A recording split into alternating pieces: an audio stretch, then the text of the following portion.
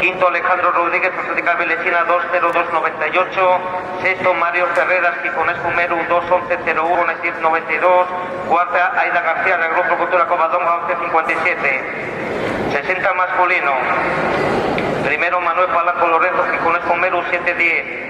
Íñigo Ángel Llanos, Universidad de Oviedo 717, Ciudad de Lugones 765, Enrique Álvarez Iglesias del Oviedo 765, Raúl Revuelta del Corrales 767, Ignacio Torres del Oviedo 768, Enola Antuña del Estadio 779, Alejandro Reguera de la Universidad de Oviedo 781, Avilés Atletismo 804, finales, primero Pablo Parajón, Atlética Vilesina 807, segundo Miguel Celorio del Oviedo 808, tercero Carlos Álvarez del Oviedo 823, cuarto Jaime López, Avilés Atletismo 826, cuarto Rodrigo Gallego del Oviedo Atletismo 865, quinto David Sánchez, Ciudad de Lugones 867,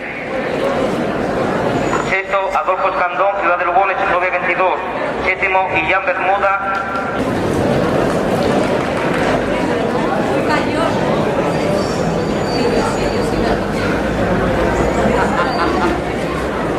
segunda Carla Alonso del Oviedo 894, tercera Lola Arias, Ciudad de Lugones 932, cuarta Carla Torres del Oviedo 937, quinta Lucía Majo, Avilés Atletismo 939, sexta Cristina González del Oviedo 942, 87, 600 masculino, primero Diego Rivero del Gijón 13101, segundo Alejandro Torres del Estero Gijón 14399, tercero Guillermo Rodríguez del Estero Gijón 14695.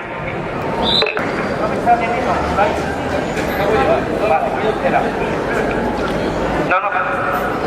Por favor, Adelino Hidalgo pasa por megafonía.